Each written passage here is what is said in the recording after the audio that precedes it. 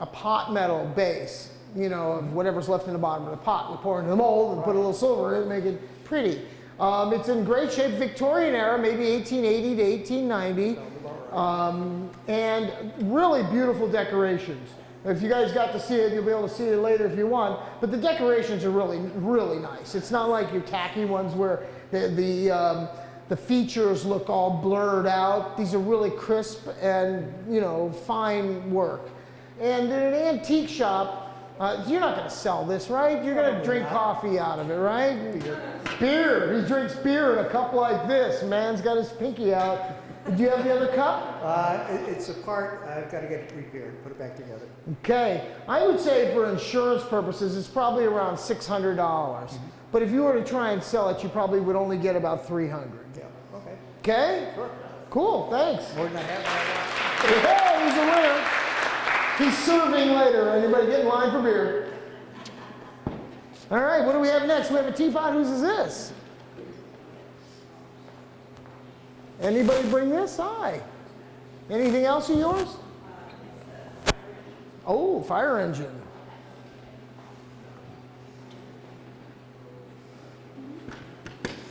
And what's your name? Ida.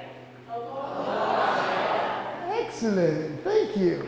So, Ida, what did you bring? Something we found in my mother-in-law's house. Probably is the early 1900s. Uh-huh. You know, as we said before, teapots in England, they love them. This is made by Hall in the USA because we were trying to be part of the tea movement. Hall is the best known and best made teapots in America. There's people who just collect Hall, only Hall. So, yeah, geez. I know. I saw that too. Yeah, take a little blue magic marker, you can fix that. A little spackle would be also. Spackle, that'll work. All right, so value on something like this, in a retail environment, if it didn't have a chip on it, it'd be priced around $75. Unfortunately, with a chip, it's probably down to $30, if not $25. So I can get rid of it. You can get rid of it. Who's buying? Anybody interested in tea? Is this an auction? No, not yet. Not yet. Stay tuned. We'll have more later. All right, speaking of... This is from 1972, 74, a Jim Beam bottle, and the bourbon was really good. I'm glad you did. Oh yeah, it's called a decanter. Yes. They sell them since, I don't know, about the turn of the 20th century. Jim Beam's been filling up useless objects full of booze, so you'll buy their booze. That's set on our bar in our house. It's a beautiful piece. I mean, anybody who collects fire equipment is going to love that. But the value was already drunk. We usually tell, and this is really great because all these little things break. They're all like plastic, they break. I would say somebody who collects fire apparatus, a fire department collector, would probably pay $20 to $30 for this. So I can get rid of both of them? You can get rid of both of them. Okay, thank you. A winner, thank you, Ida. Thank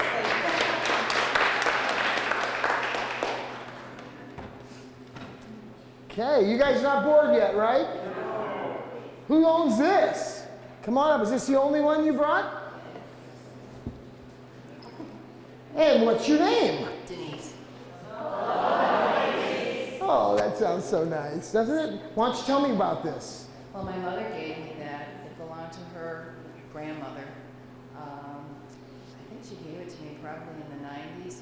We had gone to the Antiques Roadshow when it was in Hartford, Connecticut, and we waited in line. I don't know if you were. I did. The ropes were going back and forth and back and forth, and we waited in line for like 3 hours, and we said, no, I think we're going to go have lunch. That's a short day. Yeah. Well, back in the old days of Roadshow, we used to let anybody who showed up, show up. And in Tampa, in year 3, we had 25,000 people show up. And we processed all 25,000 people. It took us 13 hours. So people were so patient and waited. When that same season, we did LA, Los Angeles, at the LA Convention Center, and shut down downtown LA because there were so many people. They had to turn people away. It was the only time we ever turned anybody away. But you're welcome to leave if you're tired.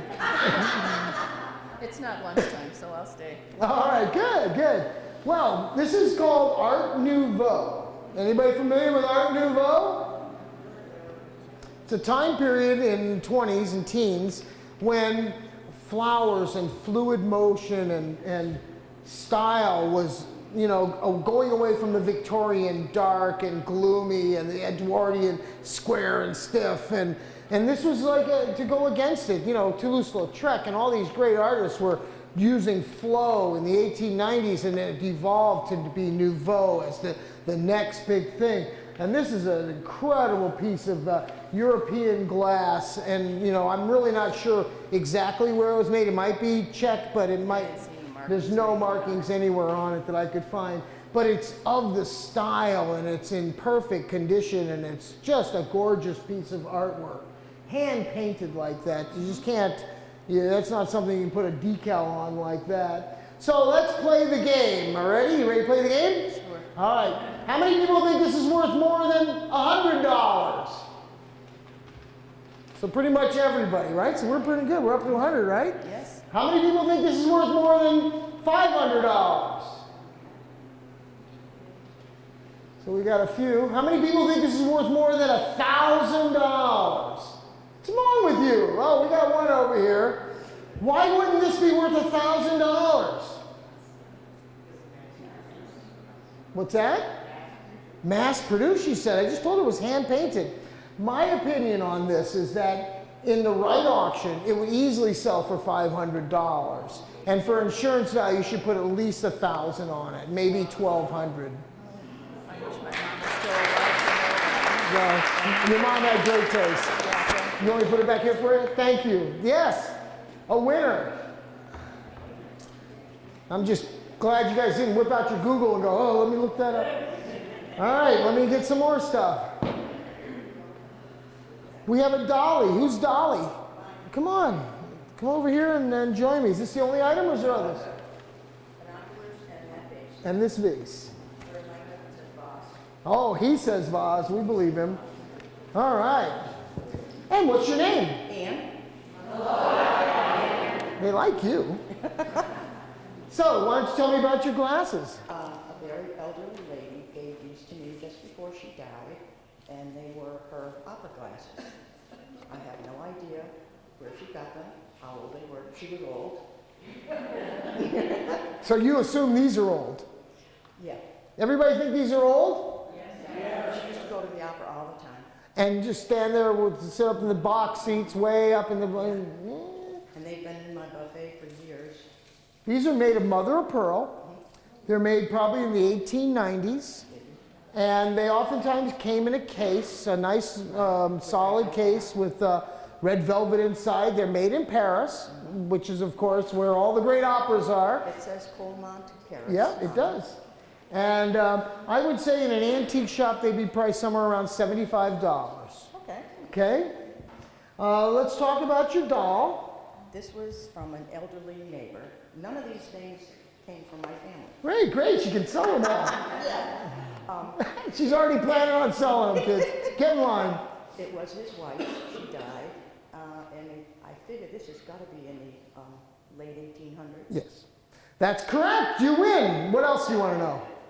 You seem to know it all already. I don't think I have to tell you I don't know anything. what it's worth. Oh, okay. So these dolls, they would sell these heads and the hands and the feet, and people would put them together. Because there's no mark on that. No, because well, there'll be a mark on here, but this is just a generic Woolworths type of thing from the 1880s. If they had Woolworths, I'm sure they did, but the head like that would have probably cost, you know, a dime to a quarter. The arms would be a penny or two. The feet would be a penny or two, and you would buy them and then assemble your own doll. And that a lot of people couldn't afford to go buy a jumeau or a fancy schmancy doll, and this was the way people of means, lower means, could afford to give their child the best. And it's, you know, it's a common head, common hands, common feet. I would say retail value on this would probably be $40 to $60, maybe as much as $75. Okay, so if you got $75 for it, you should be happy. Okay. Now, why don't you tell me why? I mean, what? That's a Fenton vase, and it was made by one one of the original Fentons, John Fenton, and it was made by him for his wife, and his wife gave this to us back in 1957. So how can you prove that? Well, I've got a little bit of documentation there. 11 years ago, they had someone from Fenton that came down to the store and gift shop, and we went down there to see him, and he said there was no marks on it, Right. okay? The reason there were no marks is because the man made it himself. It was a personal piece. Yes, yes. He said he thought it would probably sell for maybe $800. I mean, And that was a long time ago. that was 11 years ago. Mhm. I've got pictures of him with us, with the base, Okay. and that's about all I know. Good. Now, let me just tell you, everybody, and you also, you telling me that story is what we call hearsay. You heard him say it, I hear you say it, you heard her say it, it's hearsay, right? Once you write down what you just told me into a document, it becomes history. It goes right It's from, not my history. no, it's the history you heard him say. Okay. Nobody else going to hear, you're gone, who's going to hear that story? You heard it, right? His wife told me. Right, so there you go. You heard it. You write it down, it becomes history. If you pass away and nobody's written that down, it's really hearsay. Okay. So that's the way to make this go up in value, but also documenting history. And everybody else out there, you've heard people tell stories, right? You never write them down. And then it's just like the old game telephone. The next time you tell somebody, it's totally different, but it sounds better, you know, and who cares if it's a truth as long as it sounds cool. So you've told a good story, write it down. And I would say for insurance values, it's about $2,000. Oh, that's nice. Yes. But I think I'll sell it. Write it down. Thank you. Don't break it. Don't break it. Don't let me touch it. Nice, huh? Okay, who brought this big jug? It must be somebody who knows what they're doing.